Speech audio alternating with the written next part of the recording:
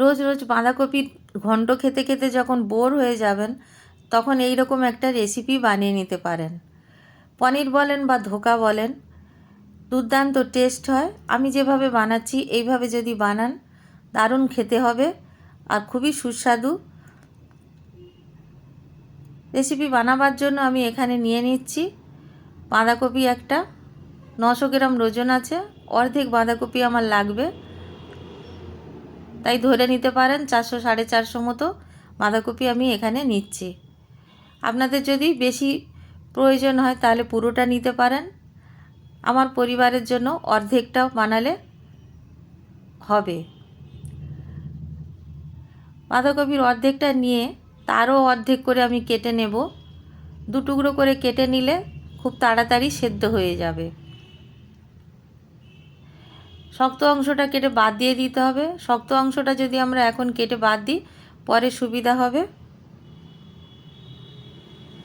এখানে একটা কড়াই বসিয়ে নিয়েছি গ্যাসের চুলাতে।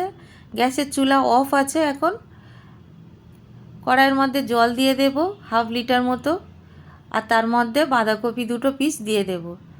বড় সাইজের একটা টমেটো দিয়ে দেব, দুটো কাঁচা লঙ্কা দিয়ে দেব, আর কিছুটা কাজু বাদাম দিয়ে দেব। এখানে সব মিলিয়ে ভাঙা অবস্থায় 7-8টা কাজু বাদাম আছে। গ্যাস জ্বালিয়ে দেব এখন আর ঢাকা দিয়ে দেব। 10 মিনিটের জন্য সেদ্ধ হতে দেব মিডিয়াম আছে। ঢাকাটা খুলে আমি দেখে নেব সেদ্ধ হয়েছে কিনা। প্রথমে খুব ভালোভাবে সেদ্ধ হয়ে গেছে, এর থেকে বেশি সেদ্ধ করার প্রয়োজন নেই। অন্যটাও আমি দেখে নেব। আর টমেটোটাও সেদ্ধ হয়ে গেছে। এখন আমি একটি প্লেটের মধ্যে বাঁধাকপিগুলো তুলে নেব, টমেটোও তুলে নেব, সব কিছু তুলে নেব আর জল ঝরিয়ে ঠান্ডা করে নিতে হবে।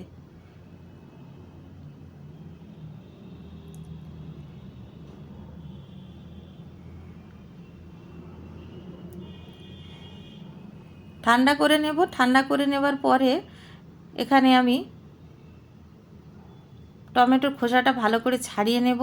টমেটোর খোসা কোনো দিনও মেল্ট হয় না বা গলে যায় না। টমেটোর খোসাটা সবসময় ছাড়িয়ে ফেলে দিলেই ভালো। মিক্সার জারে দিয়ে আমি গ্রাইন্ড করে নেব কাঁচা লঙ্কা, কাজু বাদাম আর টমেটো একসাথে আমি গ্রাইন্ড করে একটা বাটির মধ্যে ঢেলে রেখে দেব। একই মিক্সার জারের মধ্যে আমি বাঁধাকপিগুলো গ্রাইন্ড করে নেব। এইভাবে একটু ছোট করে কেটে নিচ্ছি। একই সঙ্গে দুটো বাঁধাকপিটা করা যাবে না, দুটো পিস বাঁধাকপি একটা করে পিস নিয়ে আমি গ্রাইন্ড করে নেব। প্রথমবার এরকমভাবে আমি গ্রাইন্ড করে নিয়েছি, কালারটা একটু অন্যরকম এসছে। টমেটো গ্রাইন্ড করেছিলাম মিক্সার জারে, সেজন্য কোনো অসুবিধা নেই, কালার দিয়ে কিছু অসুবিধা হবে না। আমি সেকেন্ডবারেও গ্রাইন্ড করে নিলাম অন্য পিসটা, আর দেখুন এইটা কত সুন্দর কালার এসছে। এখন দুটো মিশিয়ে নেব একসাথে।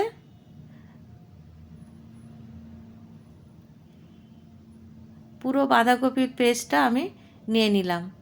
এখানে 1 টেবিল চামচ পাউডার দুধ নিয়ে নেব আর 2 টেবিল চামচ চালের গুঁড়ো নিয়ে নেব।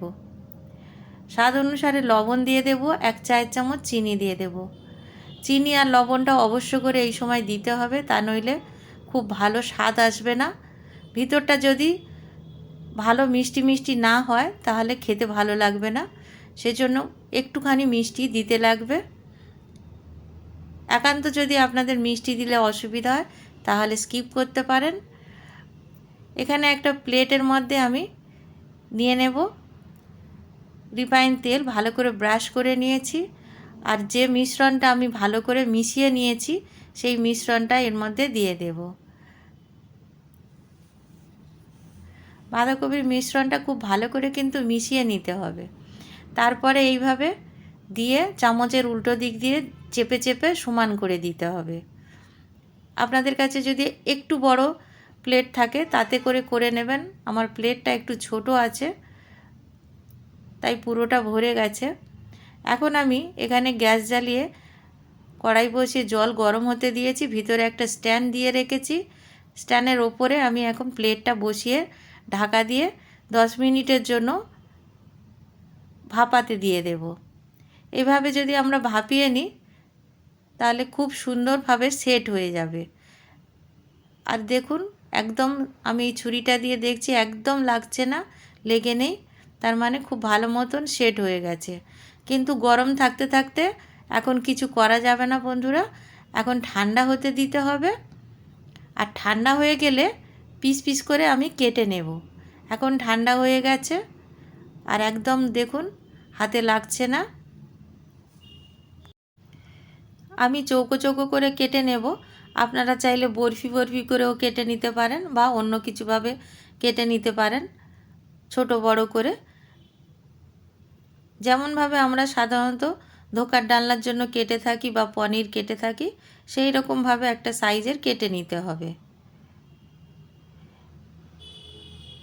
আর এইভাবে একটা চামচ দিয়ে তুলে তুলে নিতে হবে। আপনারা ছুরি দিয়েও তুলতে পারেন বা অন্য কিছু দিয়ে খুন্তি দিয়েও তুলে নিতে পারেন। এইভাবে আমি সবগুলো তুলে নেব।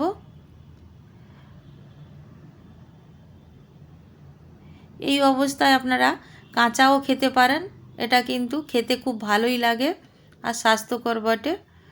আর দেখুন কতটা নরম হয়েছে। এখন আমি এইভাবে সবগুলো তুলে নেব।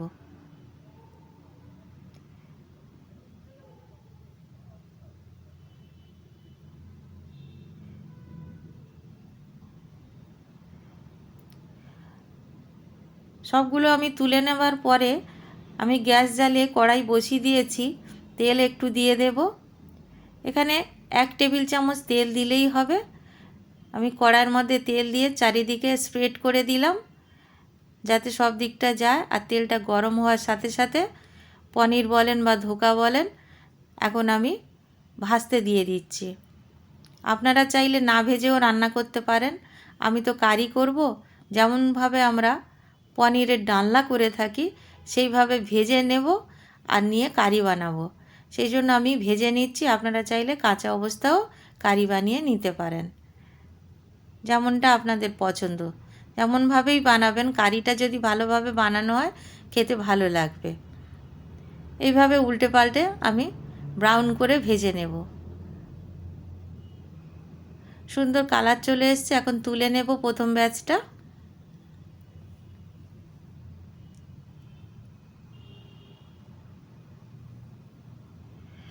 সেকেন্ড ব্যাচটা এখন ভাজতে দিয়ে দেব একইভাবে।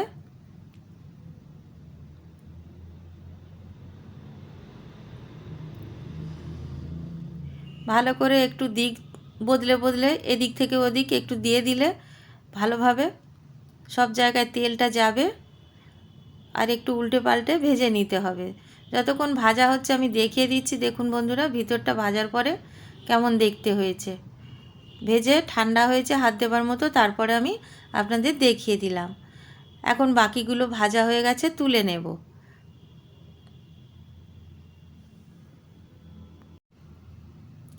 সবগুলো ভেজে তুলে নিয়েছি। তেল দিয়ে দেব আমি এখানে 3 টেবিল চামচ। তেলটা গরম হয়ে গেলে একটা তেজপাতা আর এলাচ, লবঙ্গ আর দারুচিনি দিয়ে দিলাম ফোড়নে, খুব অল্প অল্প করে। হাফ চায়ের চামচ আমি এখানে সাদা জিরা দিয়েছি আর সামান্য একটু নাড়াচাড়া করে দিলাম।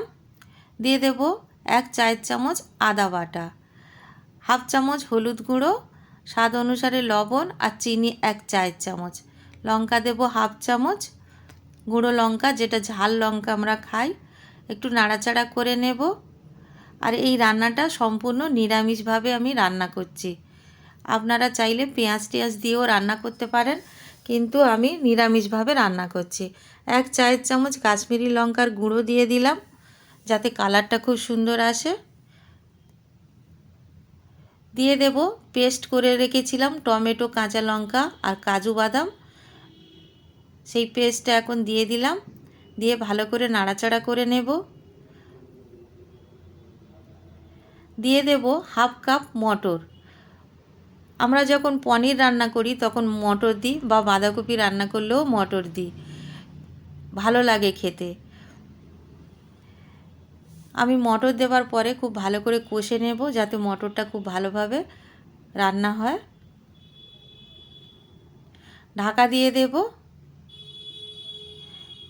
2 মিনিট পর পর ঢাকা খুলে নাড়াচাড়া করে নিতে হবে। মশলাটা আমরা মিডিয়াম টু লো ফ্লেমে কষে নেব। দিয়ে দেব 1 চায়ের চামচ জিরার গুঁড়ো, 1 চায়ের চামচ ধনিয়ার গুঁড়ো। আবারও একটু নাড়াচাড়া করে নেব। মশলাটা খুব ভালোভাবে কষতে হবে। 7 থেকে 8 মিনিট টোটাল কষে নিতে হবে।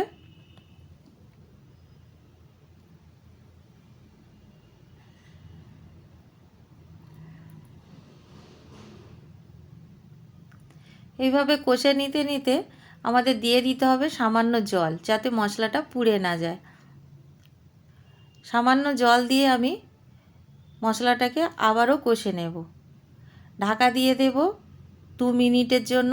2 মিনিট পরে আমি ঢাকা খুলে আবার নাড়াচাড়া করে নেব।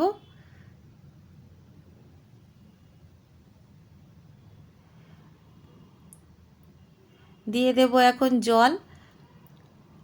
1 কাপ জল আমি দিয়ে দিলাম টোটাল। আরও হাফ কাপ জল লাগবে, 1.5 কাপ জল লাগবে সব মিলিয়ে। একটু নাড়াচাড়া করে আমি দিয়ে দেব আরও হাফ কাপ জল। 1.5 কাপের জায়গায় 2 কাপ জলও দিতে পারেন যদি একটু ঝোলঝোল রাখতে চান। কাজু বাদাম আছে তাই গ্রেভিটা খুব তাড়াতাড়ি ঘন হয়ে যাবে। এখন আমি পনিরগুলো ভেজে রেখেছিলাম, পনির বলেন বা ধোকা বলেন, দিয়ে দেব। খুব ভালো করে ফুটে যাওয়ার পরে 2 মিনিট ফুটিয়ে ঝোলটাকে তারপরে পনিরটাকে দিতে হবে। ভালো করে ফুটিয়ে নেব। 1 মিনিট মতো ফুটিয়ে নেবার পরে দিয়ে দেব 1 চায়ের চামচ ঘি।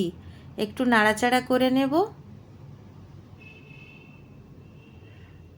এই রান্নাটায় ঘি দিলে দুর্দান্ত স্বাদ আসবে। আমি 1 চায়ের চামচ দিচ্ছি, আপনাদের যদি মনে হয় 2 চায়ের চামচও দিতে পারেন, খুব সুন্দর খেতে লাগবে। দিয়ে দেব কিছুটা ধনিয়া পাতা কুচি। আপনারা চাইলে গরম মশলার গুঁড়োও এখন দিতে পারেন, আমি ফোড়নে দিয়েছি তাই এখন আর দিলাম না, এমনিতেই খুব ভালো খেতে লাগবে। এখন আমি গ্যাসের চুলা থেকে নামিয়ে পরিবেশনের জন্য সার্ভিং প্লেটে নামিয়ে নিচ্ছি। বাড়িতে বানাবেন, কেমন লাগলো কমেন্ট করে জানাবেন। রেসিপি যদি ভালো লাগে লাইক করবেন, শেয়ার করবেন। নতুন বন্ধু হলে সাবস্ক্রাইব করতে ভুলবেন না যেন। আজকের এই পর্যন্ত, দেখা হবে পরের ভিডিও। সুস্থ থাকবেন, ধন্যবাদ, নমস্কার।